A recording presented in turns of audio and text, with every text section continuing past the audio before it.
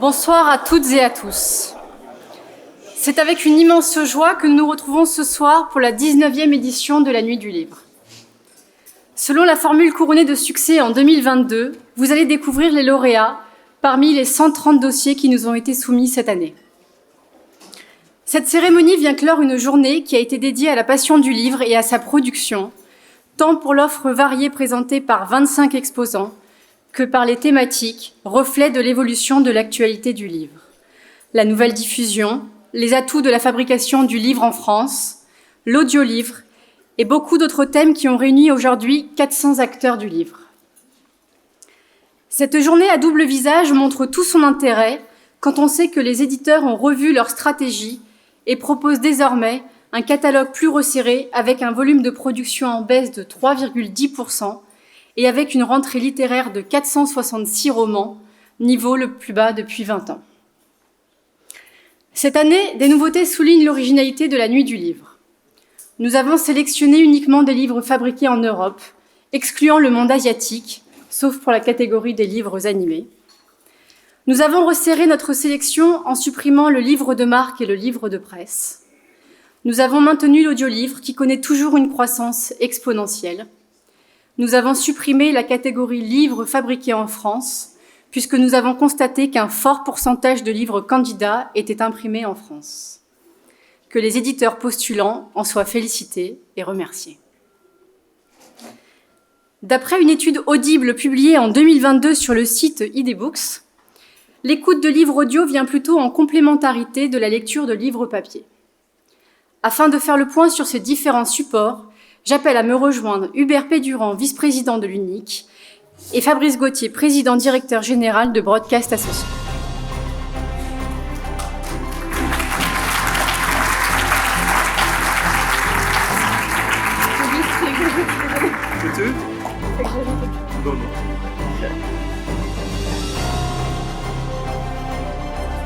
Bien. Bonsoir à tous les deux. Alors on va d'abord démarrer par Hubert, donc, qui soutient le livre papier. Donc, en tant que vice-président de l'UNIC, cette fédération accompagne les imprimeurs et défend activement la fabrication du livre en France. Hubert, peux-tu nous faire un état des lieux du secteur ? Oh, ça va être compliqué de faire ça en 1 minute, puisque c'est le temps que tu m'as accordé. Tout à fait. Mais nous avons la même passion que vous, c'est défendre le livre, notamment le livre et surtout le livre imprimé. Et c'est une obsession pour nous. De défendre la production, une production si possible en France, mais l'échelle maintenant se dilate au niveau de l'Europe. Moi, j'ai été impressionné par quelques conférences qui ont été données aujourd'hui, notamment celle de cet après-midi sur l'intelligence artificielle. J'ai même interrogé ChatGPT pour qu'il nous dise sa vision de notre industrie de l'imprimerie, et les réponses, c'est assez sidérant parce que on les partage un peu. Nous avons des obligations, celle de se moderniser, celle d'améliorer la productivité. On doit aussi, et notre rôle à l'UNIC, c'est aussi d'alerter les éditeurs. Et nous avons des remontées par capillarité de plus en plus des acteurs du livre en France qui nous inquiètent. Donc il va arriver un moment où la valeur, elle doit se partager, et peut-être mieux se partager en repositionnant dignement l'imprimeur à sa vraie place, celle qui a permis le partage de la connaissance, au même titre que l'IA, aujourd'hui, va beaucoup plus loin. Et nous avons des menaces réelles et sérieuses sur certains de nos métiers. Alors l'IA peut améliorer beaucoup de choses, peut contrôler beaucoup de choses, nous aider à améliorer la qualité, l'organisation et autres, mais on voit surtout aussi beaucoup de menaces. Et notre rôle à l'UNIC, et en tant que président de la commission livre, c'est d'essayer de plus en plus de se mettre autour de la table et de se poser des questions sur cette chaîne de valeur qui ne doit pas être uniquement une chaîne de profit, et les investissements que nous devons faire par rapport à ce plan Marshall américain qui, depuis la Seconde Guerre mondiale, n'a cessé de s'arrêter. On est envahi, nous avons inventé le cinéma, nous avons inventé en partie la rotative, et on se fait déposséder de tout. Et maintenant, nous avons encore des menaces qui sont réelles et sérieuses. On doit se moderniser, s'équiper, anticiper, prévoir pour s'organiser, pour essayer de résister et qu'il y ait encore des imprimeurs en France. Parce qu'on en est là. Les indications que nous avons montre que nous avons des combats à mener, notamment auprès des banques. Nous avons des combats à mener sur les assureurs du risque, parce que l'année 2024 risque d'être assez mortifère. Disons les choses comme elles sont. Donc, on est conscient de ça, et il faut qu'on monte au combat. Voilà. Bah, on espère que ça va aller avec un bon combat.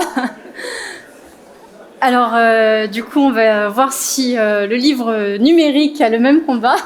Donc, je vais demander à Fabrice. Donc, Fabrice, je tiens à vous souligner qu'il nous accompagne dans la réalisation de la soirée avec son équipe Broadcast Associés. Et donc, toi, Fabrice, en tant qu'expert de la radio, penses-tu que les éditeurs ont intérêt à se tourner vers les podcasts, alors que d'après l'étude Médiamétrie 2023, 84% des 15-80 ans déclarent écouter au moins un contenu audio? C'est l'une des pistes. C'est déjà un marché qui est en marche.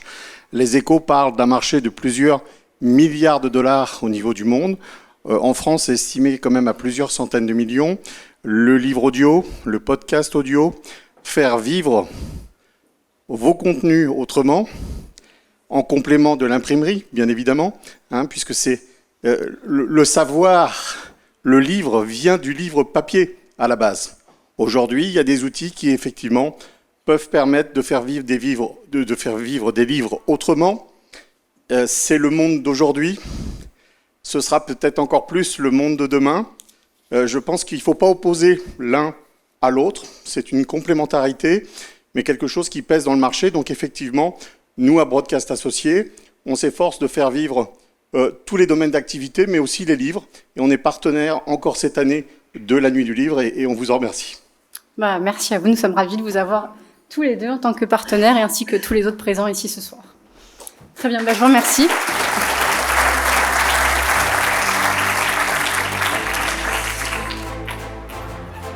Alors, avant de démarrer la cérémonie, je souhaite adresser quelques remerciements. Merci au jury pour le travail très professionnel qu'ils ont fourni, décidant même à l'unanimité de décerner un prix spécial, le coup de cœur du jury, et nous suggérant de nouvelles catégories pour 2024. Vous pourrez donc découvrir en images le jury de cette année. Merci également à tous nos partenaires institutionnels qui nous ont soutenus, tous les sponsors de la Nuit du Livre et les exposants de Creative Book, sans qui cette journée unique du livre ne pourrait avoir lieu. Merci à Raphaël Turca, au papetier Salzer, Winter et compagnie et à l'imprimerie La Ballerie, qui ont grandement contribué à la réalisation du livret de cette soirée, qui vous sera remis à la fin de la cérémonie. Vous aurez l'occasion de voir pendant la soirée des hashtags, donc n'hésitez pas à partager sur les réseaux sociaux votre présence. Pour conclure, je tiens à saluer l'équipe de Evans qui a grandement œuvré au succès de cette soirée. Merci Alban pour ton implication, ta motivation et ta bonne humeur. Et une pensée particulière pour tes 30 ans que tu célèbres aujourd'hui à nos côtés.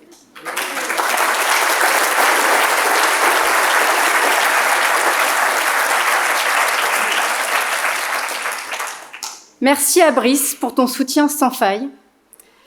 Et merci à Patrick, qui est malheureusement absent ce soir car il est souffrant, et qui permet à la filière de se développer. Je vous souhaite à toutes et à tous une très belle 19e édition de la Nuit du Livre.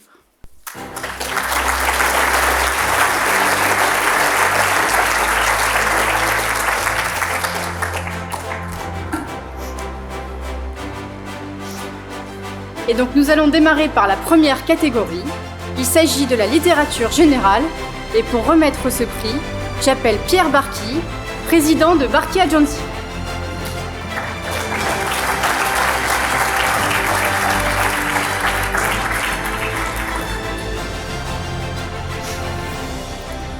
Bonsoir Pierre. Bonsoir Dorothée, bonsoir à tous. Ravi de t'avoir à nouveau à mes côtés ce soir. Alors Pierre, du coup Hubert l'évoquait, mais le secteur de l'édition connaît aujourd'hui de grandes difficultés, notamment avec le prix du papier qui s'est envolé de 45% en 6 mois entre 2021 et 2022, et la consommation de papier graphique qui diminue, moins 52% depuis 2007. Un phénomène qui est lié à l'inflation, à la hausse du coût des matières premières, et qui entraîne a fortiori une augmentation du coût de fabrication des livres. Alors toi, en tant que papetier plus que centenaire, non pas toi, mais évidemment ton entreprise, Y a-t-il aujourd'hui des pistes ou des solutions pour faire face à cela? Non, mais il n'y a pas de solution miracle. De toute façon, comme tu l'as rappelé, cette inflation démesurée du prix du papier, elle a été due principalement à l'énergie. Hein, on a eu un prix d'énergie qui a été multiplié par 10. C'est sûr que quand le prix du mégawattheure dans le gaz passe de 20 euros le mégawattheure à 314 au mois d'août, fin août l'année dernière, ça peut pas arranger les choses. Il y a des gens qui sont passés, il y a des unes qui ont des factures de gaz qui sont passées de 250 000 euros par mois à 2,5 millions par mois. Ça veut dire qu'on passe de 3 millions par an de factures de gaz à 30 millions, où on trouve les 27 millions de différence. C'est pas possible. Donc, il y a des usines qui se sont arrêtées. Malheureusement, certaines usines n'ont pas gagné plus d'argent en doublant le prix du papier. Tu as parlé de 46%, mais il y a des prix qui ont été doublés. C'était plus que 46%. Donc, je pense que cette inflation très élevée, cette inflation démentielle a poussé les gens à aller soit vers la dégradation de la qualité, soit prendre des mesures, pas sortir des bouquins, en tout cas un certain nombre de livres, ou alors arrêter la production. C'est logique. Mais il n'y a pas de solution miracle. Aujourd'hui, les prix sont revenus à peu près à la normale. Il y a eu des stocks très élevés de papier, de stocks de matière, mais il y a eu également des stocks très élevés de livres. Donc le temps d'écouler tout ça, il a fallu presque 9 mois. Bah, du coup, on espère quand même qu'il y aura une solution à tout ça, mais effectivement, c'est un petit peu compliqué. Non, mais je pense que la situation va revenir progressivement à la normale. Il ne faut pas être pessimiste. Je pense qu'il y a quand même... Le livre se porte pas si mal que ça quand même. On voit depuis un certain nombre d'années quand même une courbe qui est quand même plutôt plate. On n'a pas une dégradation de la qualité du livre. En tout cas, bien sûr, la consommation de papier graphique, elle baisse de manière très importante, mais le livre se porte pas si mal que ça. Mais le livre, ça représente rien dans le papier graphique en France. Hein. C'est 5 à 6%, c'est epsilon.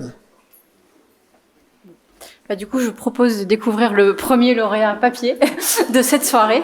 Et donc, tout d'abord, il y a eu des finalistes que vous pourrez découvrir. Donc, 13 ensembles des éditions Genepi, Le Pont des Tempêtes aux éditions Bragelonne et Poèmes typodermiques chez les Venterniers. Et donc, la jeune demoiselle va te remettre l'enveloppe.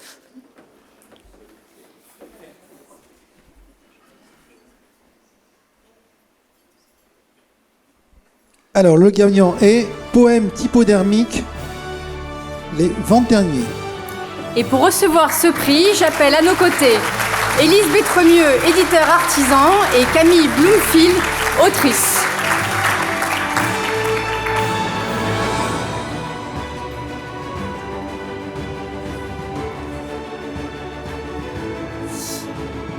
Alors, pendant que ces dames s'installent, bravo, félicitations. Vous allez pouvoir découvrir grâce à la demoiselle le livre, parce qu'en fait cet ouvrage est un recueil de poèmes qui rend hommage à la ponctuation et à la typographie. C'est un dispositif particulier qui a été conçu avec du pliage, de la reliure et du collage, comme vous pouvez donc le voir à l'intérieur. Les photographies sont imprimées sur de longues bandes pliées et sont ensuite collées de telle manière que le pli sur lequel passe le fil de la reliure est invisible. La largeur des photos est volontairement plus petite que le corps du livre et les pages sont ajourées, rappelant l'histoire de votre maison d'édition et permettant au livre de tenir à la verticale. La couverture a une matière particulière. Le calque rappelle la peau et peut être retiré pour apprécier l'ossature du livre. Enfin, ce qui est incroyable, c'est que toute la production industrielle a été faite dans vos murs. Pouvez-vous donc nous dire s'il est facile de concevoir un tel ouvrage dont un exemplaire demande 1 heure de confection? Alors, facile, je dirais pas, non, effectivement. Alors, en fait, pour rappeler effectivement le principe, il ne s'agit pas avec cette démarche artisanale de faire quelque chose d'absolument original ou spectaculaire. Ce qui guide vraiment à chaque fois la conception éditoriale, c'est mais ce que tous les éditeurs font, en fait, mais nous, avec l'artisanat, avec encore plus de liberté.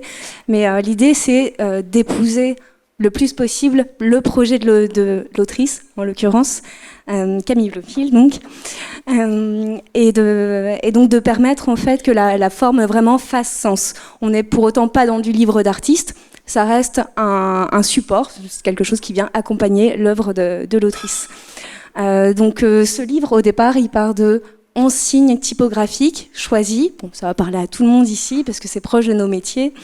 Et à partir de ces 11 signes, Camille Bloomfield déploie en fait une écriture poétique, donc un poème par signe, mais il y a aussi une inscription qui est faite sur le corps. Voilà, donc il y a une double édition, c'est-à-dire qu'il y a une édition sur le corps de la poétesse Camille. Ce qui est bien, elle est sur scène, donc vous pouvez le voir. Voilà. Et la dernière page du livre, là, sur le bras. Et donc après, il y a l'édition effectivement du poème sur le papier. Donc tout ça se mélange, crée un dispositif très créatif. Les photographies de Nicolas Souton permettent effectivement de venir rendre compte effectivement du marquage du corps à l'intérieur du livre. Et puis, en concevant en fait un livre qui est comme une petite exposition portative, on a du coup merci Camille, on a justement créé des cadres à l'intérieur de l'ouvrage qui viennent souligner en fait cet aspect-là. Donc c'est ajouré à la main au scalpel, hein, c'est pas voilà. Et en faisant ça en fait, le poème ça renvoie à sa dimension graphique aussi, c'est-à-dire qu'il est là pour être lu, mais aussi pour être vu. Voilà. Voilà, je pense avoir répondu. Non mais c'est très bien expliqué. Voilà, je voudrais remercier d'ailleurs le photographe Nicolas Souton qui nous a été d'une aide précieuse. Et puis on a une préface de Michel Métaille, qui est une poétesse qui travaille essentiellement sur le sonore, mais qui nous a ici permis d'avoir une introduction en fait au recueil à partir d'une sorte de filiation en fait, du tradition de l'écriture sur peau, de l'écriture à propos de la peau. Écoutez, toutes nos félicitations et puis on va vous inviter à aller prendre une photo pour immortaliser cet instant au photocall là-bas. Je voudrais quand même remercier les membres du jury qui ont choisi justement ce processus artisanal et ce travail-là. Ouais. Nous allons donc maintenant passer à la prochaine catégorie, les beaux livres, livres d'art. Et pour remettre ce prix, j'appelle à mes côtés Séverine Calmu, General Manager France Benelux Switzerland de Fedrigoni Paper.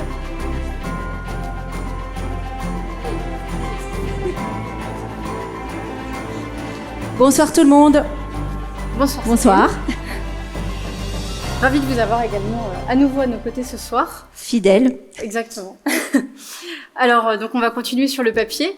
En ce qui vous concerne, il y a eu récemment beaucoup de communications qui sont parues sur Fedrigoni, notamment au niveau de la croissance externe, au sujet d'un centre d'innovation et au sujet de votre progression de chiffre d'affaires de plus de 37% en 2022. Est-ce que vous pouvez nous en dire... Alors ça, je dirais que c'est pas que nous. Non, mais bon. 2022, c'est quand même une année particulière.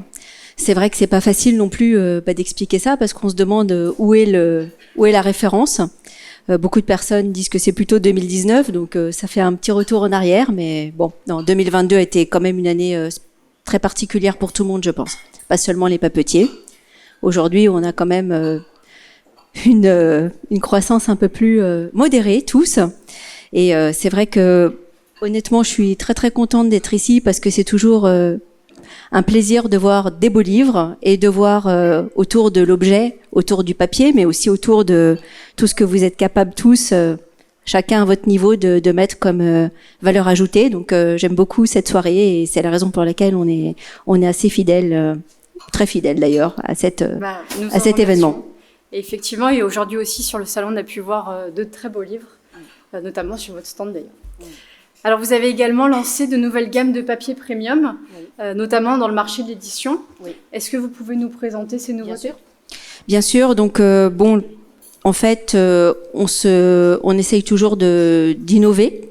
Comme vous l'avez dit tout à l'heure, le groupe vient d'investir très massivement dans un centre R&D pour pouvoir justement être toujours plus différent, toujours essayer de proposer des choses nouvelles. Donc là, on va avoir une actualité assez intéressante avec notamment la gamme Mitlin, qui sert notamment dans le packaging, mais aussi dans l'édition pour remborder. Donc des papiers différenciants avec des finitions différentes, de la couleur. On essaye vraiment de continuer à vous proposer des choses qui puissent asseoir les belles créations que tous vous faites. Voilà. Après, c'est vrai qu'en termes d'acquisition, on a beaucoup progressé ces derniers temps. On a, depuis 2018, une croissance externe assez importante, qui apporte justement une offre plus large, mais qui aussi permet de proposer un peu plus de souplesse, parce que Fedregoni est quand même le plus gros aujourd'hui des fabricants de papier de création, et c'est vrai que notamment avec l'acquisition de Guaro, on peut proposer de la couleur ou de l'embossage avec des quantités qui correspondent mieux aux quantités du marché actuel. Voilà, c'est tout ce que je voulais dire aujourd'hui. Et je vous souhaite à tous une très bonne soirée. Merci beaucoup. Alors, on va vous remettre l'enveloppe pendant que je vous révèle donc les finalistes de cette catégorie. Cascade puis de lumière de Jean-François Delhomme. Oja Santa chez Actes Sud. Et Le Petit Prince chez l'édition d'art Henri Piazza. Alors, le gagnant est Le Petit Prince, l'édition d'art Henri Piazza. Et pour recevoir ce prix, j'appelle Mathilde Pagès, directrice et gérante, et Jean-Yves Pagès, associé de l'édition d'art Henri Piazza.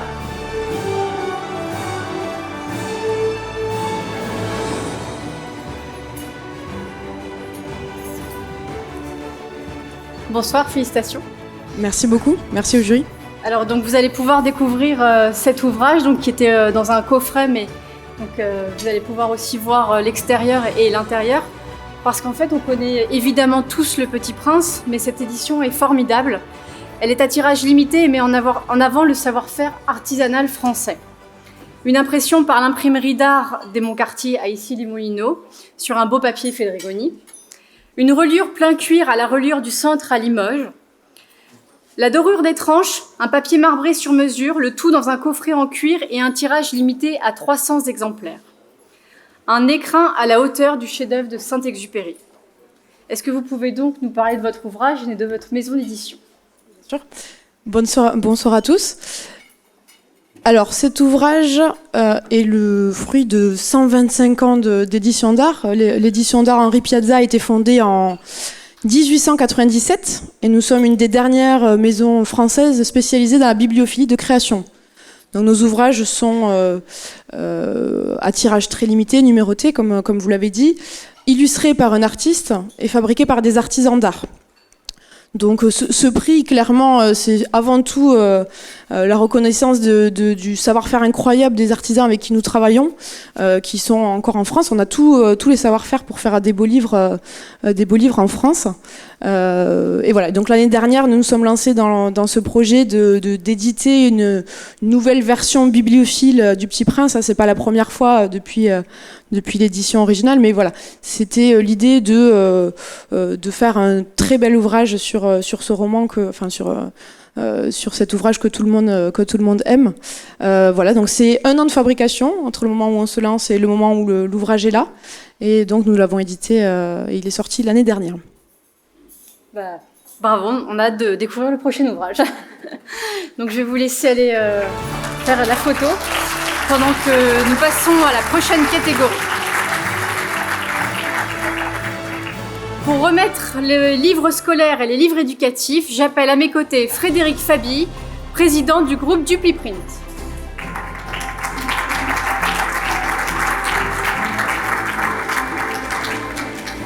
Merci. Bonsoir tout le monde. Bonsoir Frédéric. Alors Frédéric, pour reprendre vos propos, vous aidez le client à réinventer la façon dont ils utiliseront le papier demain, afin que le média papier soit aussi efficace et performant que le média digital. Avec votre industrie 4.0, vous êtes un pionnier des solutions web to print.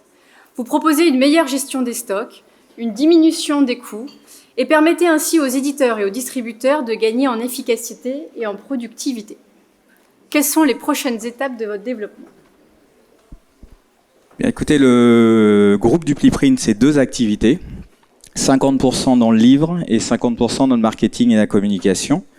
Concernant le livre, on va continuer à développer nos sites 4.0, puisque aujourd'hui on va investir et on a investi lourdement dans des outils de production, puisque le marché du livre, en tout cas sur la partie petit et moyen tirage, est un marché en progression.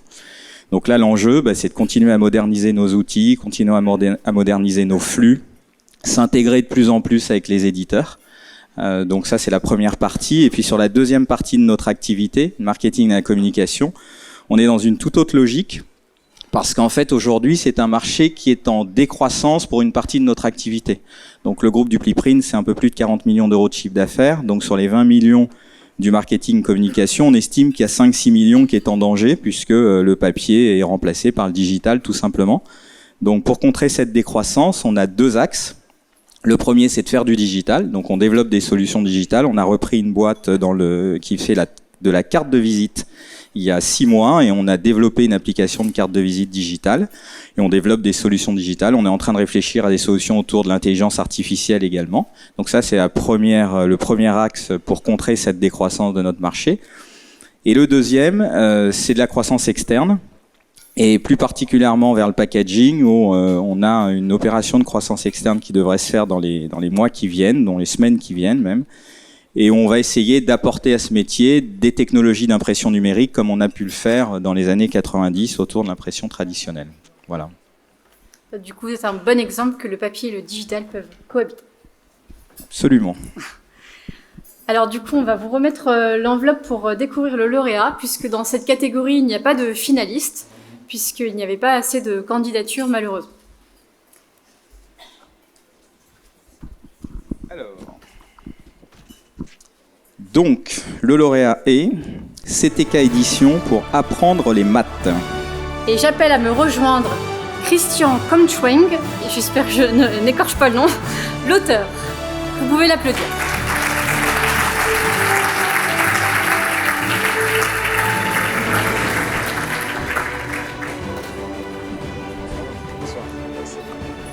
Bonsoir à tous. Bonsoir, félicitations.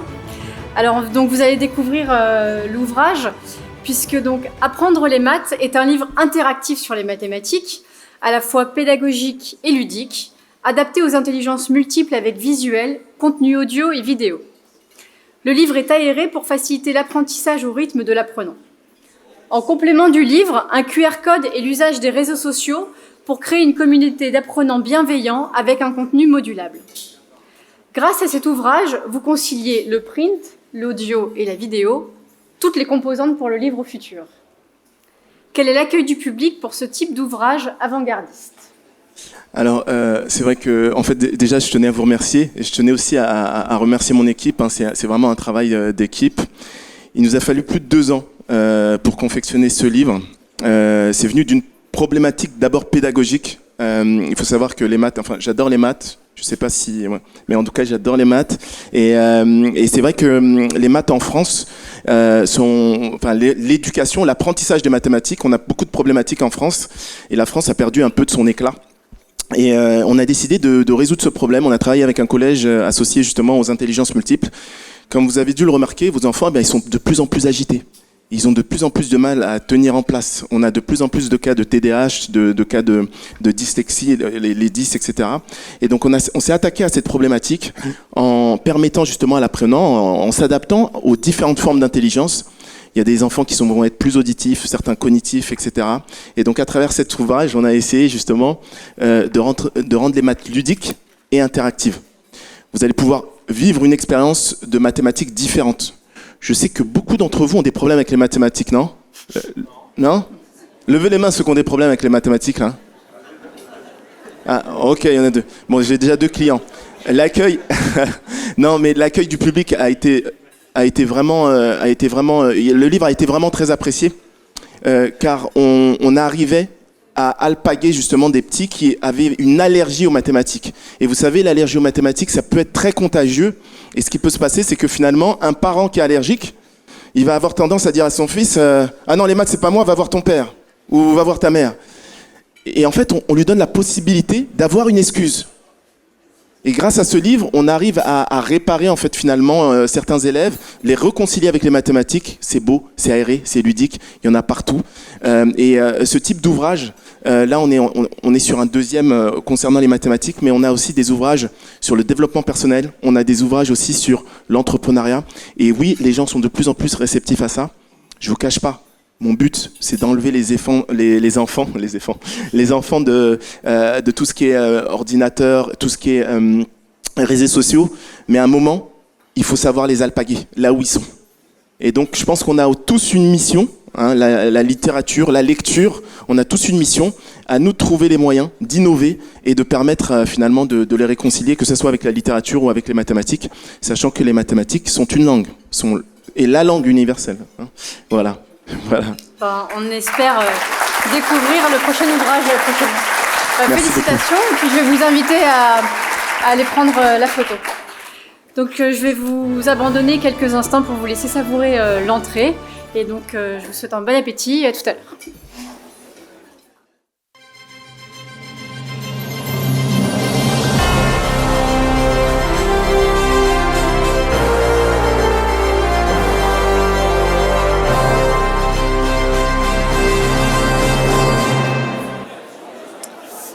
J'espère que vous avez apprécié l'entrée et nous allons poursuivre la cérémonie.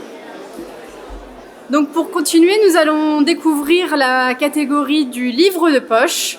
Et pour remettre ce trophée, j'appelle à nouveau à m'écouter Hubert Pédurand, mais cette fois-ci en tant que directeur général de l'imprimerie La Ballerie.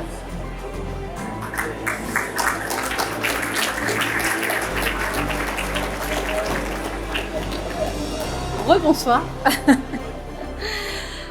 Alors Hubert, le groupe La Ballerie a acquis l'an dernier une nouvelle machine d'impression, une jet d'encre UV KM1 HD, sur laquelle d'ailleurs le livret de la soirée a été imprimé. Et elle permet aux éditeurs de supprimer le pelliculage des couvertures. Cette acquisition a un double objectif, augmenter la productivité et améliorer le bilan carbone. 1 an plus tard, quel bilan en tires-tu ? Une catastrophe. Surtout ne l'achetez pas, c'est vraiment pas la machine qu'il vous faut. Donc non, c'est pas bon du tout. C'est une vraie catastrophe. Elle nous permet d'avoir pas de gâche. Donc pour les papetiers, c'est pas bon. Elle nous permet de faire des économies, sur la consommation électrique. Elle nous permet de produire vite. Elle nous permet on est immédiatement sec quand on imprime. Donc il y a plein de qualités à cette machine, mais bon, ne l'achetez pas. Je préfère avoir moins un avantage concurrentiel sur cette machine, et surtout non, c'est cher, c'est pas bon. Non, vraiment, je suis déçu. Bah, merci pour tes conseils du coup. Non, blague à part. J'essaye d'inscrire la Ballerie, qui est une SCOP. Hein, il y a 96 salariés qui sont tous actionnaires de l'entreprise. J'ai cru entendre qu'il fallait faire un gain carbone de 40% d'ici 2030. J'en fais que 15%, mais j'apporte ma contribution à cela, et nous proposons effectivement aux éditeurs de réfléchir avec nous sur l'utilisation de papier de créa, sur des papiers un peu plus élaborés, pour qu'on puisse décarboner et voilà, enlever le plastique des couvertures. C'est pas simple, parce que le pelliculage a des vertus, notamment quand on veut faire des embellissements de dorure, de vernis et autres. Et sur les papiers de créa, c'est un peu plus compliqué. Mais bon, on n'a pas besoin de faire de bouche-port, par exemple, grâce à la KM1, mais pour ceux que ça cause. Donc il y a vraiment plein de vertus à essayer d'accompagner l'éditeur, lui aussi, vers quelque chose d'un peu plus neutre en carbone. C'est notre modeste contribution. Bah, c'est déjà une bonne contribution. Merci. Alors, on va te donner l'enveloppe, et nous allons directement découvrir le lauréat, puisque une fois encore, il n'y a pas de finaliste pour cette catégorie.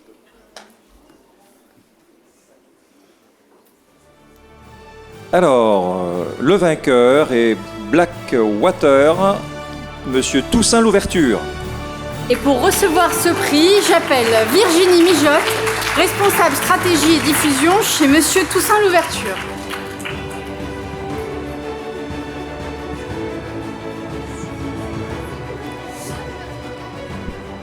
Merci. Bonsoir, félicitations. Bonsoir. Alors pour ceux qui ne le savent pas, Blackwater a été lancé en France en 2022 par Dominique Borde, fondateur de Monsieur Toussaint Louverture. Un format poche, habillé d'une fabrication exceptionnelle avec des dessins de Pedro Oyarbide, imprimé par Print System à Bègle et relié par Firmin Didot à Évreux. Les 6 couvertures de la saga, dont vous pouvez en découvrir une, sont communes et néanmoins différentes, alliant impression offset, dorure noire, dorure dorée, gaufrage et sont de petites merveilles à la croisée des chemins. Le résultat final n'est pas sans rappeler le travail d'Hetzel.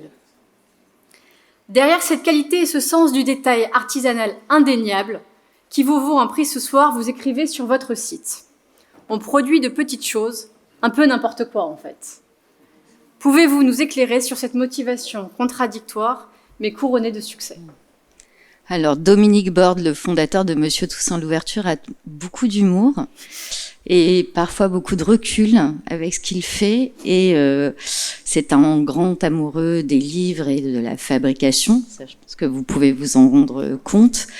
Et quand il a créé la maison d'édition, il y a une vingtaine d'années maintenant, en fait, il a toujours eu l'idée de pouvoir aller dans tous les domaines, aussi bien en littérature générale, qu'en bande dessinée, qu'en jeunesse, mais avec toujours pour objectif de coller au plus proche du projet de l'auteur. Alors avec Blackwater, c'est tout à fait le cas, parce que McDowell avait justement conçu la saga, la série, en 6 tomes. Il avait l'idée d'un feuilleton.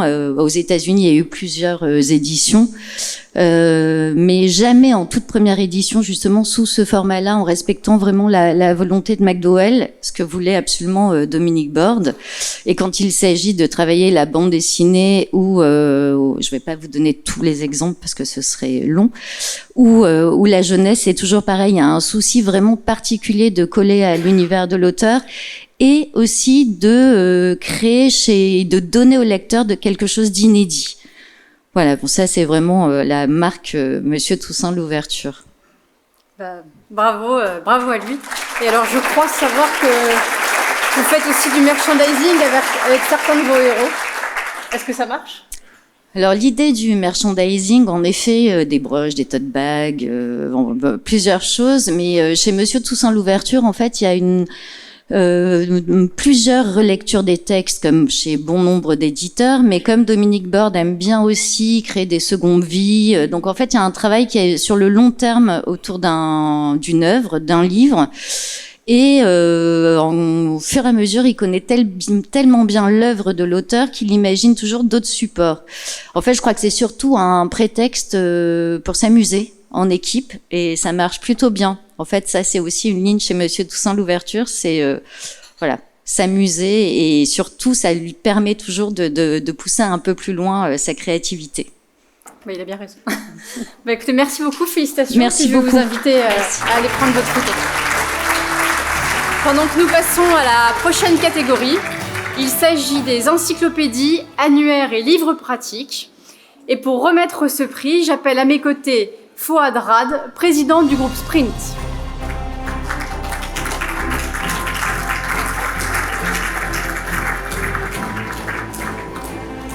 Bonsoir. Bonsoir. Alors vous êtes un nouvel acteur de la Nuit du Livre et nous en sommes ravis. Mais pourtant, Evoluprint n'est pas nouveau puisque votre société est plus que centenaire. Mais surtout, Evoluprint a été repris en début d'année par le groupe Sprint, vous permettant ainsi de rentrer sur le marché de l'édition et de devenir un acteur majeur de l'impression numérique de livres, en plus d'être imprimeur offset, d'avoir un parc façonnage complet et une plateforme web to print. Quelles sont les raisons de cette croissance externe et les nouvelles synergies possibles pour vos clients ? Vous venez d'en donner toutes les raisons, donc comme c'est ma première participation, si vous permettez, d'abord nous sommes très ravis et j'espère que nous serons parmi vous l'année prochaine pour la nouvelle édition. Nous l'espérons aussi. Avant de vous répondre, je vais vous donner mon sentiment d'optimisme, malgré évidemment toutes les difficultés auxquelles nous devons faire face. Je trouve que notre profession a beaucoup d'atouts et que nous allons nous en sortir. Je suis pas défaitiste. Avec mes équipes, on a le sourire. Bon, c'est pas facile tous les jours, mais c'est en se disant qu'on va y arriver qu'on va peut-être finalement changer le cours des choses. Donc, je suis très optimiste sur notre profession et notre capacité à relever les défis. Alors, pourquoi avoir fait l'acquisition de Evoluprint à Toulouse ? D'abord, nous poursuivons une stratégie qui a fait ses preuves dans plusieurs industries, celle qui consiste à intégrer des expertises complémentaires. Notre conviction, celle qu'on partage avec nos clients, c'est qu'une entreprise qui a une offre multi-produits, multi-expertise est plus efficace sur le plan économique, social et environnemental. Donc, c'est pourquoi le fait d'intégrer Evoluprint va nous permettre d'apporter une offre nouvelle aux maisons d'édition en leur faisant connecter justement plusieurs domaines d'activité, notamment celui de la PLV et de la communication, qui sont d'après nous complémentaires avec les savoir-faire d'Evoluprint. En un mot, Groupe Sprint aujourd'hui, c'est 700 collaborateurs répartis sur 12 sites de production en France, bien sûr. Cette année, on va dépasser un seuil symbolique de 100 millions d'euros de chiffre d'affaires. Nous en sommes très contents, très fiers. Donc voilà. Bravo à vous. Nous vous souhaitons de continuer dans cette voie. Alors, on va vous remettre l'enveloppe et pour cette catégorie, il y a des finalistes qui sont 50 ans de Gallimard Jeunesse chez Gallimard Jeunesse, aménager une maison ou un appartement chez les éditions Le Moniteur, et Lancornet 10 façons de le préparer aux éditions de l'Épure. Le vainqueur est 50 ans de Gallimard Jeunesse, Gallimard Jeunesse. Et j'appelle pour recevoir ce prix Thomas Dartige, éditeur, et Jean-François Saada, directeur artistique de Gallimard Jeunesse.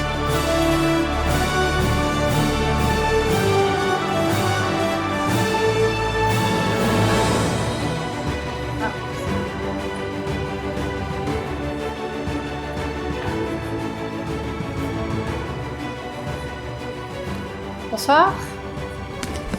Alors, Bonsoir. donc, vous allez pouvoir découvrir ce livre qui est un objet unique. Il a une reliure suisse fabriquée par Zanardi. 2 types de papier pour l'intérieur, G-Print PEFC et Magno Natural PEFC. Et le papier lectable pour la couverture. 2 largeurs de cahier. Et cet ouvrage retrace toute la vie de Gallimard Jeunesse, de ses débuts en 1972 à 2022. Est-ce que vous pouvez nous dire comment se porte le livre jeunesse ? Alors là, il s'agit d'un livre en fait dont j'ai eu que j'ai eu le plaisir de coordonner en tant que directeur éditorial de tout ce qui est non-fiction en fait et nouveaux médias chez Gallimard Jeunesse, mais qui a été initié en fait par notre PDG Edwige Pasquet à l'occasion des 50 ans.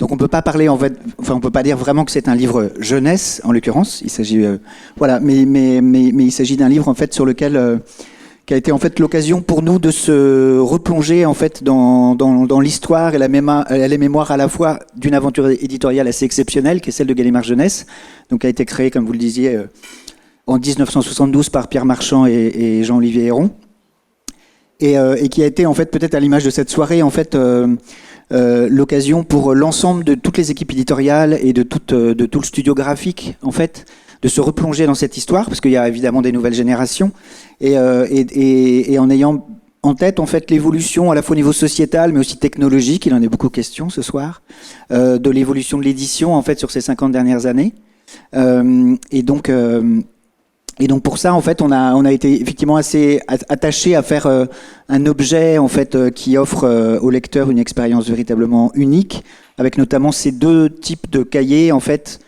Il y a une alternance en fait de cahiers courts et de cahiers longs. En fait, de cahiers courts donc sur papier offset qui font pour le coup qui évoquent plutôt en fait la littérature, des collections chez nous comme Folio Junior par exemple. Et puis les cahiers longs en fait sur papier couché mat en fait là qui sont beaucoup plus nourris par une richesse iconographique tout à fait exceptionnelle. Et pour assembler en fait ces différents types de cahiers en fait donc une reliure suisse. Avec donc couverture souple et avec rabat. Voilà. Et ça a été imaginé en fait donc notamment par toute l'équipe artistique et donc Jean-François Saada, le directeur artistique, qui a fait appel au studio Artland Villa, qui est un studio graphique avec lequel on aime beaucoup travailler. Et puis j'avais envie aussi de citer Lucille Germaine en fait, qui est la chef de fabrication jeunesse, qui pouvait pas être là ce soir. Et qui a fait un travail absolument incroyable en fait pour ce livre qui a nécessité à peu près 50 contributeurs, 2 ans de travail et pour lequel on a décidé de faire appel en fait notamment, donc je souhaitais aussi leur rendre hommage à IGS en fait, donc photograveur que beaucoup d'entre vous connaissent et avec qui on travaille régulièrement, mais aussi Zanardi qui est un éditeur relieur en fait en Italie et qui est un partenaire de Gallimard Jeunesse depuis le début, donc c'était aussi important pour nous en fait de rendre hommage comme ça à des partenaires de cette aventure éditoriale. Vous faites bien. Bravo à vous. Et puis, je vais vous laisser rejoindre le photographe pour immortaliser ce moment. Vous pouvez y aller aussi. Hein. Voilà. Nous allons donc passer à la catégorie suivante et ensuite vous aurez l'occasion de déguster le plat. Et pour cette catégorie, il s'agit du livre jeunesse et j'appelle à mes côtés Stéphane Robert, directeur général de Grafus.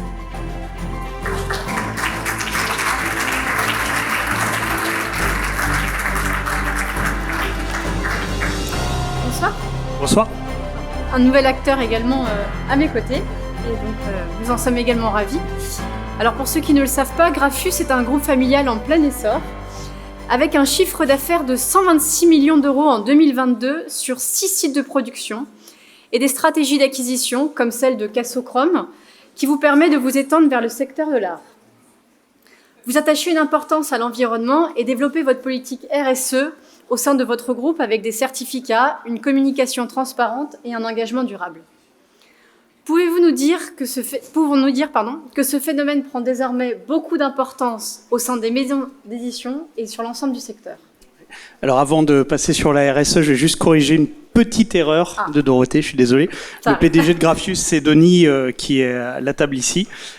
Je ne suis que le directeur général de PPO, donc la filiale de Grafus en France. Voilà.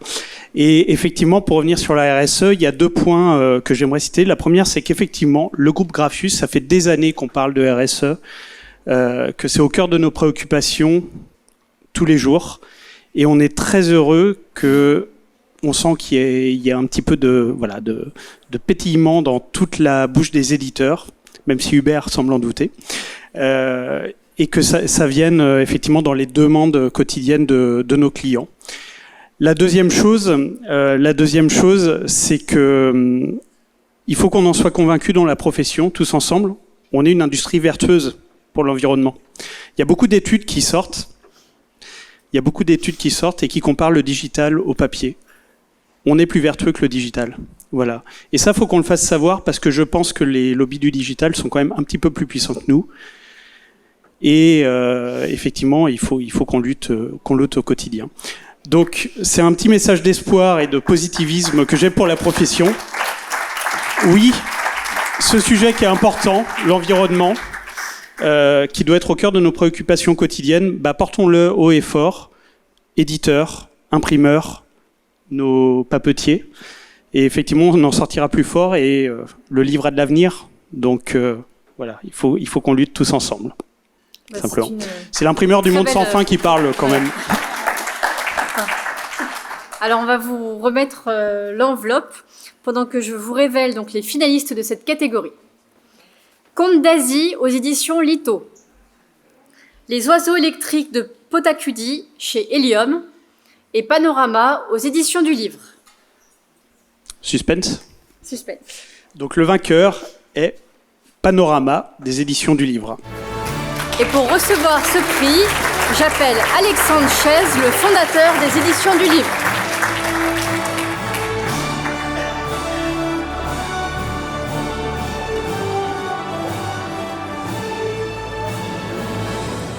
Félicitations. Alors Panorama est très original, il est imprimé remarquablement par Art à Caractère qui est présent ce soir. Et cet ouvrage propose la contemplation d'un même paysage 24 fois en 8 couleurs, quadricomie et 4 pantones. Page après page, les variations colorées révèlent le passage des heures et les micro-péripéties du vivant. De la douce chaleur d'un après-midi de printemps au givre nocturne, la nature s'éveille puis s'endort. Observer les détails devient un jeu d'enfant. Comment vous est venue cette idée originale ? Donc Alexandre Chaise, l'éditeur du livre, moi je suis l'autrice, Fanette Mélier, de ce livre assez étrange, qui ne se feuillette pas de manière traditionnelle, qui ne comprend pas de texte. Et je suis reconnaissante au jury de l'avoir primé ce soir. Voilà, donc c'est 24 fois le même paysage, mais c'est uniquement les variations colorées qui racontent le passage des heures et justement cette évolution du jour vers la nuit et ensuite de la nuit vers le jour. Donc on est sur à la fois une narration très simple, qui est finalement assez universelle et poétique, et on est aussi sur un défi d'impression, qui consiste à imprimer à la fois le paysage en quadrichromie, mais d'ajouter 3 tons directs, plus une encre blanche translucide qui va justement venir au moment où il y a le givre qui marque le retour vers du jour. Donc je remercie particulièrement Harry Caractère et leur atelier d'impression, voilà, tous les imprimeurs qui se sont engagés à imprimer ce livre qui est à la fois un défi d'éditeur, parce que vendre un livre comme celui-ci et l'assumer, c'est pas facile, mais aussi un défi d'imprimeur. Donc je laisse la parole à Alexandre Chaise. Eh ben oui, merci au jury. Donc avec les éditions du livre, en fait, ça fait 10 ans maintenant aujourd'hui que je publie des livres d'artistes pour enfants. Et en fait, chaque livre, ce sont des livres sans texte, et chaque livre expérimente la forme même du livre ou le moment de l'impression. Donc avec Fanette, c'est déjà le 7e livre qu'on fait ensemble. Ils ont tous été imprimés chez Harry Caractère à Lavore. Et bon, ce qui est assez beau, c'est qu'à chaque fois, Harry Caractère a mis la main à la pâte et n'a pas hésité à refaire des plaques de CTP pour réimprimer, parce qu'à chaque fois on est sur de l'expérimentation vraiment extrêmement complexe, hein, possible entre autres grâce au HUV. Et voilà, ça c'est le dernier né aux éditions du livre avec Fanette Mélier. Et voilà, je vous invite à découvrir les autres qui à chaque fois sont une gageure technique et une expérimentation pour le livre imprimé. Merci beaucoup. Félicitations. Et puis je vous invite à aller prendre la photo. Voilà. Je vous retrouve tout à l'heure. Et je vous laisse continuer la soirée.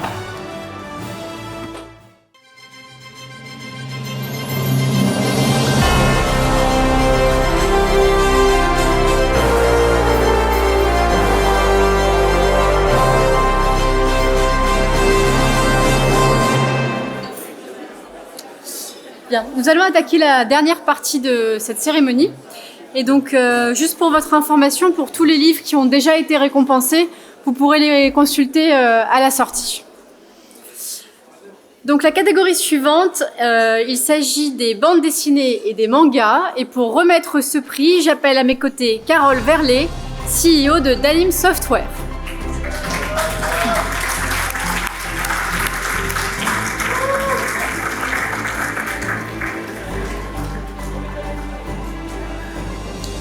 Merci beaucoup, bonsoir tout le monde. Bonsoir Carole. Ravi de vous avoir à nouveau à nos côtés ce soir aussi. Alors, pour ceux qui ne le savent pas, Dalim propose une solution qui s'appelle Dalim ES. Et grâce à ce logiciel, vos clients peuvent facilement regrouper leurs actifs numériques, coordonner les différentes étapes de validation, gestion des assets, optimisation des processus, automatisation des flux, comme vous pouvez le voir à l'écran, et ainsi maximiser leur production. Vous travaillez avec les marques, les éditeurs, les imprimeurs.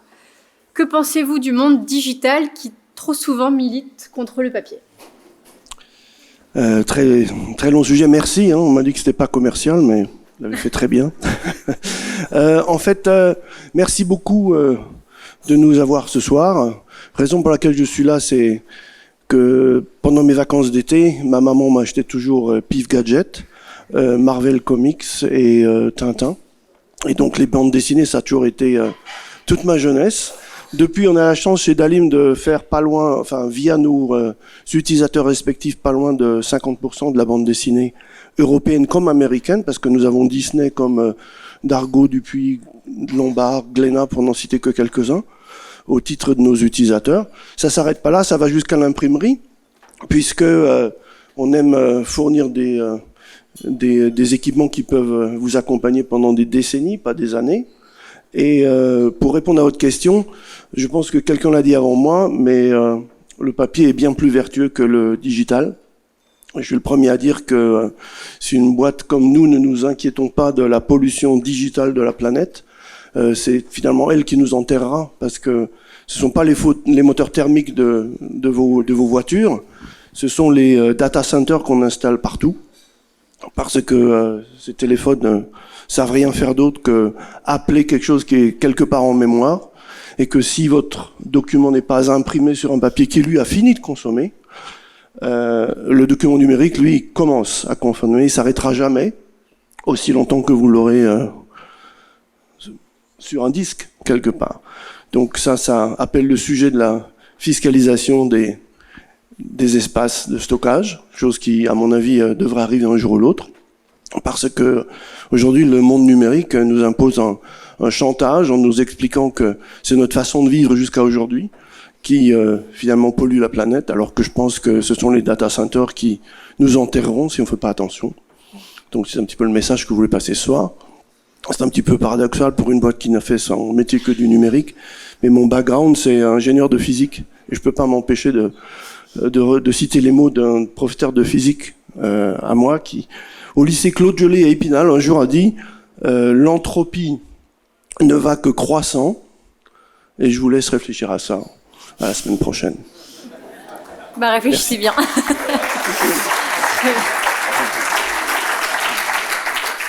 Donc pendant qu'on vous remet l'enveloppe, je vais vous révéler les finalistes de cette catégorie. Il s'agit d'Artbook aux éditions Brajlon, Elric, l'intégrale collector aux éditions Glénat, et La mer à boire aux éditions Barbier.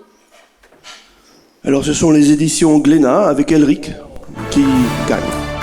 Et pour recevoir ce prix, j'appelle Benoît Paulet, directeur général, et Vincent Tixier, directeur de production des éditions Glénat.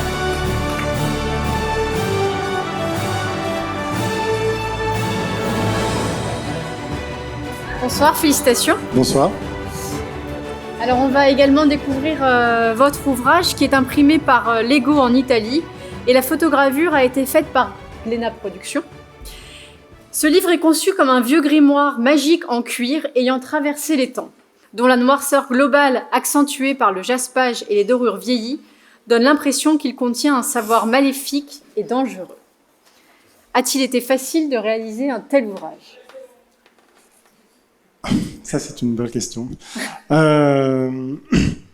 Effectivement, ce qui fait le plaisir de notre métier d'éditeur, c'est d'essayer d'avoir une vision sur un ouvrage. Et sur ce titre-là en particulier, la vision, elle était assez évidente, on va dire, parce que s'il y a parmi vous des amateurs de littérature de fantasy, Elric, c'est un personnage qui existe depuis plus de 60 ans. Et c'est un personnage qui se caractérise par sa noirceur, par le fait que c'est un anti-héros tragique. C'est quelqu'un qui ne vit que malheureusement désespéré et qui essaye de trouver un sens à son existence, et qui est un non-humain, qui est un immortel, qui traverse les temps, et qui donc souffre beaucoup. Donc le projet de l'objet en découle de manière totalement naturelle. Il fallait, comme vous l'avez dit et très justement, que ça donne l'impression que c'est un objet immémorial qui a traversé les temps, qui a vieilli, qui contient un savoir un peu impie et mystérieux. Sauf que ça, c'était la déclaration d'intention, le fantasme de l'éditeur, en coordination avec l'auteur. On avait eu cette envie tous les deux. Après, c'était juste un fantasme, il fallait que ça devienne réalité. Cette réalité, elle s'est faite par une réflexion assez intense sur la couverture principalement. Il fallait trouver la manière d'y apposer des runes, des glyphes, des choses un petit peu étranges et mystérieuses. Et ça, c'est un travail qui s'est fait avec la collaboration parfaite d'Agnès Odos, maquettiste qui est là-bas, et de Amandine Perrin, fabricante deviseuses et acheteuses, qui ont été d'une aide précieuse pour aboutir à cet objet qui est donc imprimé avec un faux cuir, qui utilise de l'embossage en noir pour tout ce qui concerne ces runes et ces marques un petit peu étranges et magiques, et une dorure à chaud qui a été imprimée par-dessus. Alors un truc qui est formidable pour moi qui suis éditeur et donc pas du tout fabricant, hein, je me sens un petit peu imposteur parmi vous ce soir pour parler de fabrication, c'est qu'on a beaucoup réfléchi sur la dorure à utiliser, et au bout d'un moment dans la réflexion, il y avait le fait que les détails étaient tellement précis à certains endroits sur le lettrage ou sur le dessin lui-même que vous trouvez sur la couverture, qu'on se posait la question, est-ce que ça va pas baver, est-ce que ça va s'imprimer suffisamment bien ou pas.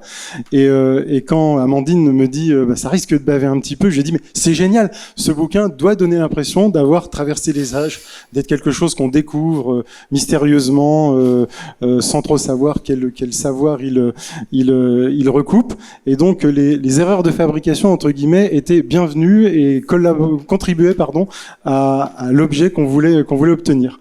Et on y a ajouté, oui, comme vous disiez, un geste page noire pour que ce soit vraiment une brique noire, un petit peu inquiétante, un petit peu dramatique. Voilà. Le résultat est très réussi. Est-ce que vous voulez ajouter quelques mots ou...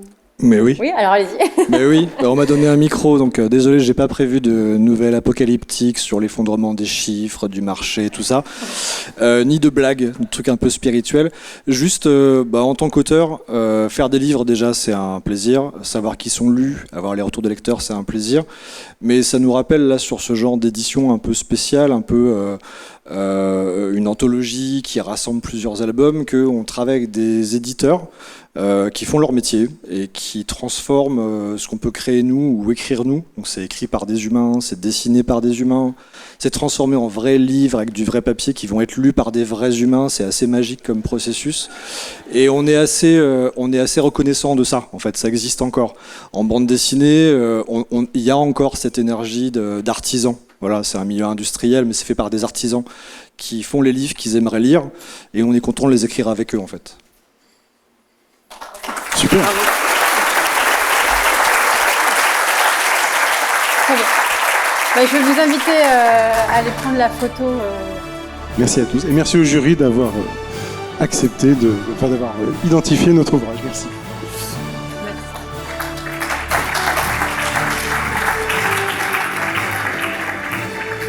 Alors, pour la catégorie suivante, pour les livres audio, les nouveaux formats, j'appelle Elisabeth Sutton, la fondatrice d'ID Books. Vous pouvez l'applaudir.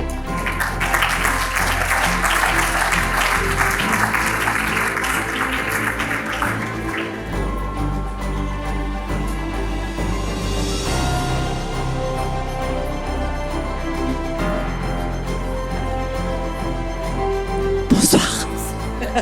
Je vais jouer comme à Cannes. Non, bonsoir. Bonsoir Elisabeth. Bonsoir tout le monde. Alors Elisabeth, tu nous as beaucoup soutenus dans l'organisation de cette journée avec tes précieux conseils, donc j'en profite pour te remercier à nouveau. Merci à vous. Et tu as également animé aujourd'hui avec succès 3 conférences sur le rôle des influenceurs dans le livre, l'émergence des mangas et les nouveaux formats, et l'impact de l'intelligence artificielle sur les différents supports du livre dont nous avons parlé tout à l'heure et qui a rencontré un vif succès. D'après toi, quelles sont les tendances de l'édition dans les années à venir ? Alors, j'ai demandé à ChatGPT avant d'arriver. Non, je plaisante. Écoutez, l'avenir, moi, je trouve qu'il n'est pas si noir que ça.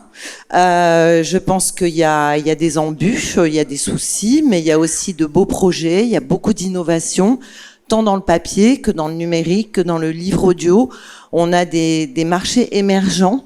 Et honnêtement, moi, ça fait plus de 20 ans maintenant que je travaille dans le livre de plusieurs côtés, à la fois de côté de grands méchants américains, et puis à l'intérieur du groupe Hachette, et puis maintenant avec ID Books. Et en fait, ce qu'on voit, c'est que les choses progressent plutôt positivement et que on n'est pas à la rue. Par contre, il faut pas qu'on se laisse aller, il faut qu'on reste en veille permanente parce que notre milieu, notre monde, la filière du livre en tant que telle évolue en permanence. Donc il faut pas se reposer sur ses lauriers et être sans arrêt. Moi, c'est le conseil que je me donne tous les jours et être sans arrêt en mode veille pour pouvoir justement intervenir, saisir et avancer. Et puis juste un dernier mot, je voulais vous remercier, toi Dorothée, Alban évidemment, et Patrick qui n'est pas là ce soir, pour toute l'organisation, le travail formidable que vous faites. Et c'est un plaisir d'être partenaire de cet événement. Merci beaucoup.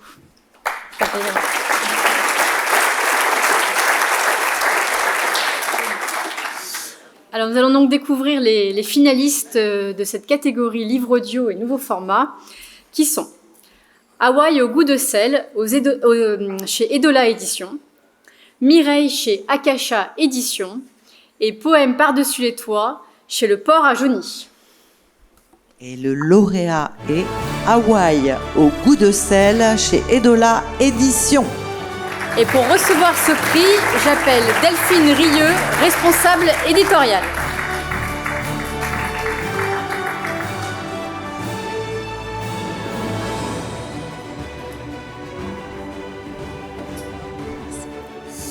Bonsoir, félicitations également. Merci.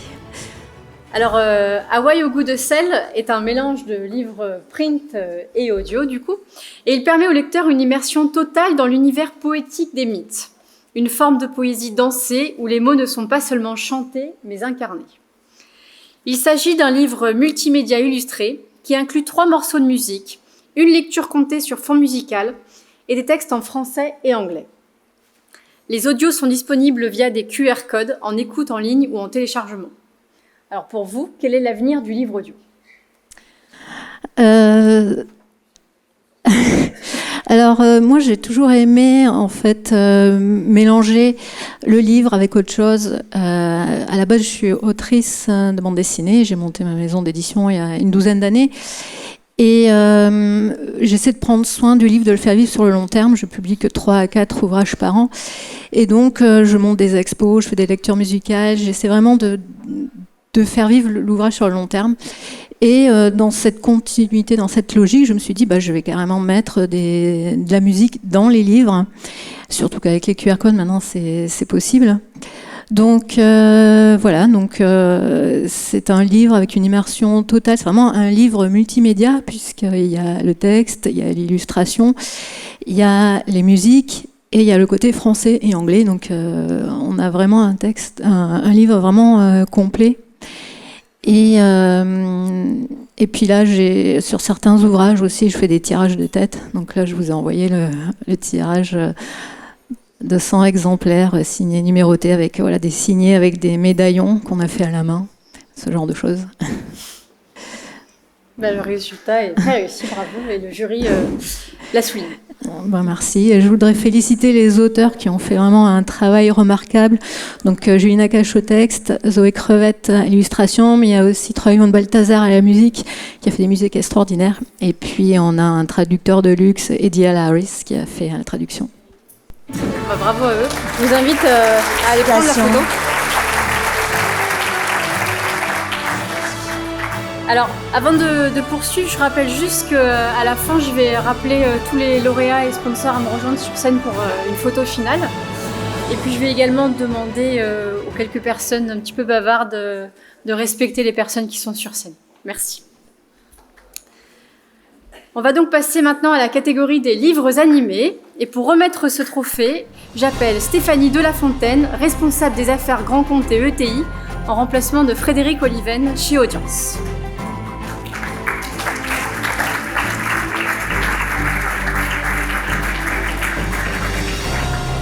Alors, bonsoir Stéphanie. Donc le groupe Audience a une place ici assez particulière. Mais vous avez toute votre place puisque vous soutenez activement le domaine de la culture et des médias. Vous avez développé une politique RSE très forte et vous avez affiché en 2022 une croissance de 13%. Quelles sont les solutions que vous proposez et comment pouvez-vous accompagner les acteurs du monde de l'édition, vous qui êtes très présent dans d'autres domaines ? Alors beaucoup de questions en une seule.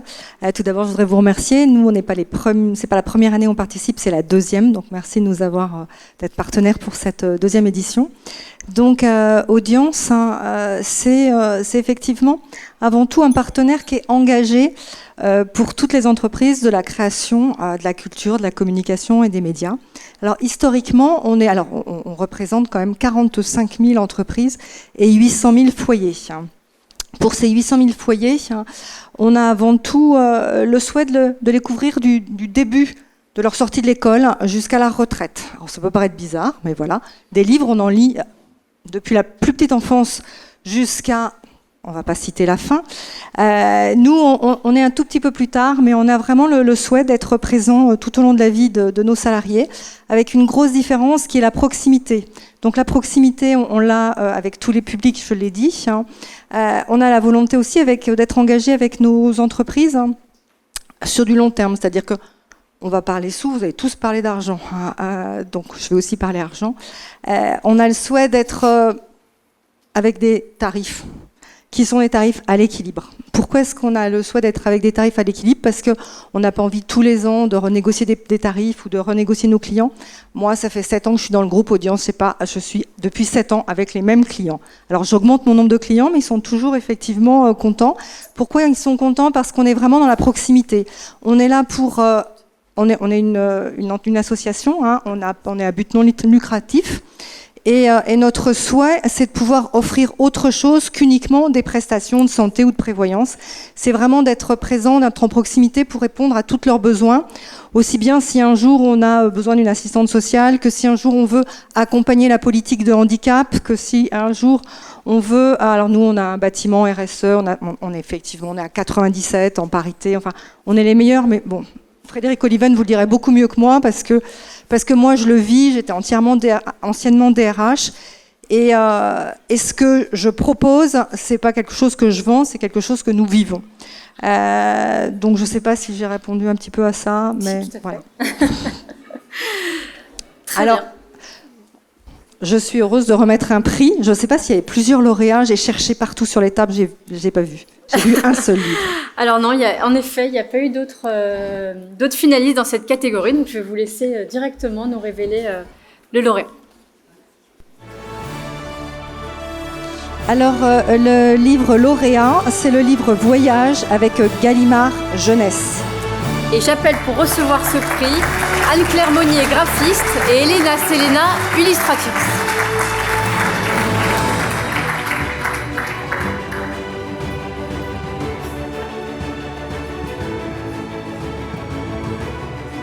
Bonsoir. Félicitations. Alors vous allez le voir, Voyage est un livre pop-up qui transporte le lecteur au fil des pages. L'intérieur est fait avec des découpes laser et platine et imprimé en 3 couleurs plus un Pantone fluo, remplaçant le magenta et le noir. La couverture est rembordée avec découpe du titre sur le plat de couverture. Alors ce livre est le seul qui n'a pas été imprimé en Europe, vous l'avez fait en Chine. N'y a-t-il pas moyen de le faire en Europe? On commence par une question piège. On est obligé. Oui, il faut le dire. Tout d'abord, je voudrais remercier le jury qui a choisi ce livre. Et puis remercier mon éditeur surtout, donc Anne-Claire qui a été graphiste sur ce livre. Et j'ai vraiment beaucoup de chance de pouvoir travailler avec cette équipe chez Gallimard Jeunesse qui m'accompagne à chaque fois sur mes idées, avec qui on trouve des solutions graphiques, mais aussi au niveau de la fabrication. C'est vraiment, on se lance tous dans l'aventure. Il n'y a rien de connu. Enfin, on découvre les principes. Donc cet éditeur m'accompagne depuis mon tout premier livre, c'était Jardin Bleu, et aujourd'hui, voilà, donc Voyage. Donc je suis très contente d'être là et merci beaucoup. Et pour répondre à votre question, malheureusement, je crois que pour le moment, c'est pas vraiment possible de les faire en Europe puisqu'on a un peu perdu le savoir-faire, je crois. Et il n'y a plus les machines qui sont adaptées, mais on perd pas l'espoir, peut-être un jour. On espère. Ce serait bien. On espère. Très bien. Écoutez, félicitations. Je vous invite à aller rejoindre le photographe pendant que nous passons à la dernière catégorie de cette soirée.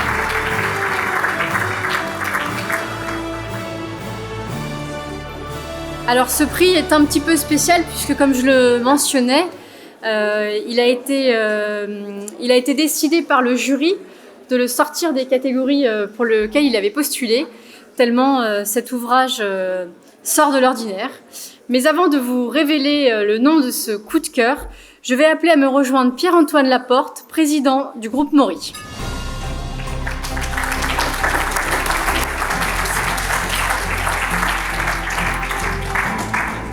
Bonsoir à tous. Bonsoir Pierre-Antoine. Bonsoir. Ravi de vous revoir ce soir moi aussi, également je suis à mes ravi de vous revoir. Alors l'année dernière, justement, nous évoquions ensemble les difficultés du monde de l'imprimerie et de la crise papetière que nous avons également évoquée pendant cette soirée, mais également votre brillante reprise à la tête du groupe Maury, après Monsieur Jean-Paul Maury. Pouvez-vous nous dire ce qu'il en est aujourd'hui et vos perspectives pour l'avenir ? Eh bien, on a fini notre transmission familiale au mois de juin dernier, donc c'est quelque chose qui est acté. Donc ça, c'est la nouvelle, je dirais, familiale, qui est une belle nouvelle. Félicitations. Et je suis très content, et puis je suis très content aussi de rejoindre les 825 salariés de l'entreprise, avec lesquels eh bien, on est en train de démarrer une nouvelle aventure. Voilà. Qu'est-ce que je peux vous dire peut-être sur le livre, puisqu'on est un peu là pour ça aujourd'hui. Tout à fait. Le livre, Maurice, c'est 230 personnes, c'est 50 millions de livres imprimés par an. C'est toujours 3 sites d'impression. Un site court tirage à Millau en Aveyron, qui vient d'investir dans une nouvelle ligne Horizon, donc spécialisée qui a la capacité de caler en automatique et de prendre du coup plus de titres en petit tirage. Et puis sur Normandie Roto, impression pour les moyens tirages, en offset et en numérique, avec l'arrivée d'une nouvelle machine feuille, 5 groupes, plus vernis acrylique, ce qui nous permet en fait de rénover vraiment les solutions côté impression de couverture. Sur Maury Imprimeur à Malesherbes, eh bien, nous continuons nos progressions dans le marché du livre de poche.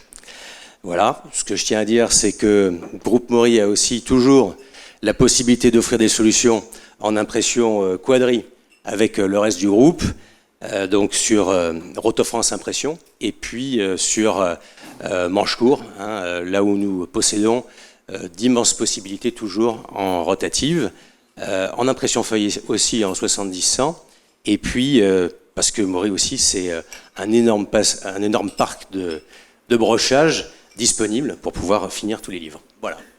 C'est une offre très complète. Bravo. Pour finir, on a quand même cette chance aussi d'être très fort dans le pré-presse avec Quai Graphique, qui est avec nous ce soir.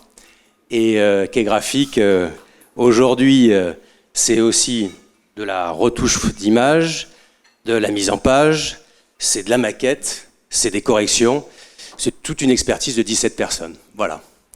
Merci à vous. Bravo.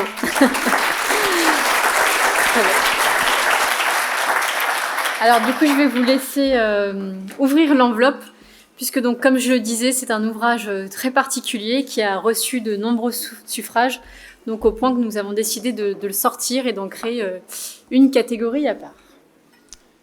Alors le coup de cœur du jury, ce soir, Les Signes Sauvages, édition Léal Torres. Et pour recevoir ce prix et parler de l'ouvrage encore mieux que moi, j'appelle donc Marie-Manuelle de Condingui, directrice de l'atelier du livre d'art et de l'estampe à l'Imprimerie nationale.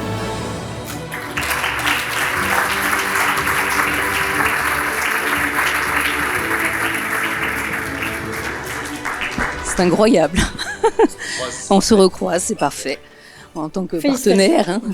Merci beaucoup, alors, merci donc, au vous allez jury. Pouvoir découvrir l'ouvrage qui est dans un coffret. Qui est dans un coffret en bois, donc, en effet. Voilà, alors on va voir le coffret et l'ouvrage également à l'intérieur, puisque l'ouvrage est très spécifique. L'ouvrage est particulier puisqu'il a c'est une couverture en verre en fait, et qui a été complètement réalisée à l'atelier du livre d'art et de l'estampe en composition typographique, puisque nous avons quelques compétences encore de compositeurs typographes manuels.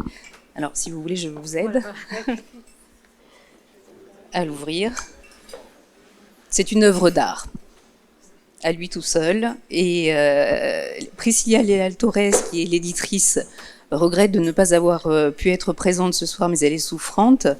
Et donc c'est un ouvrage de Kenneth White, décédé il y a très peu de temps, comme vous le savez peut-être, et dont les illustrations ont été faites par son épouse et entièrement réalisées encore une fois par nos compositeurs typographes et imprimeurs taille-doucier.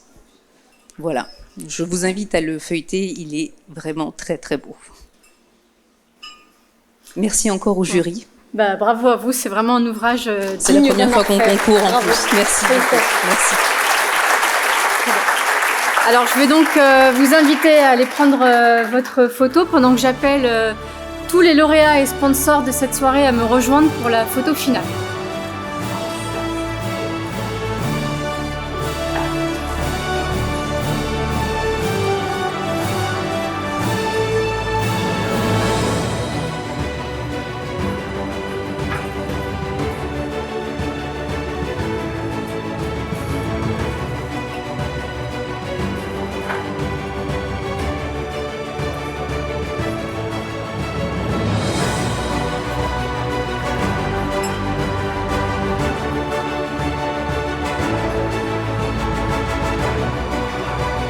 Ne soyez pas timides, rejoignez-nous pour ceux qui ne sont pas encore là. Et pendant que toutes ces personnes me rejoignent, je tenais donc à nouveau à tous vous remercier pour votre présence ce soir, à féliciter les lauréats. Et je suis également ravie de tous vous avoir à cette soirée et à l'année prochaine.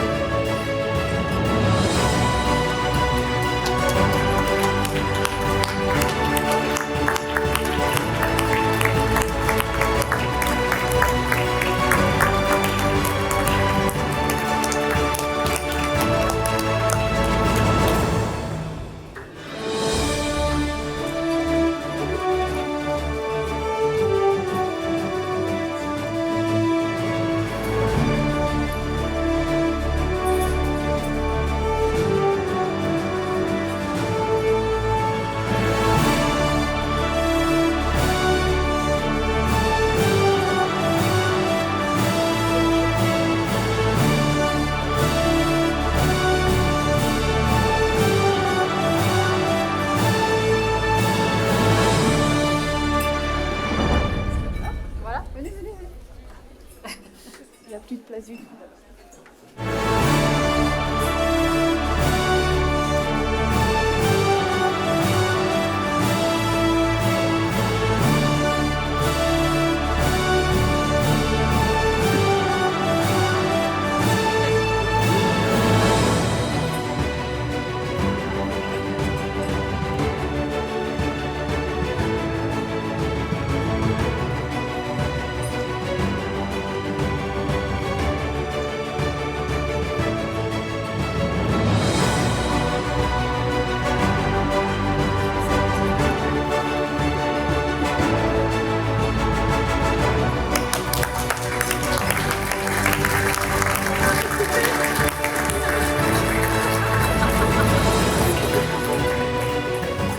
Bien, je vais vous laisser donc savourer le dessert.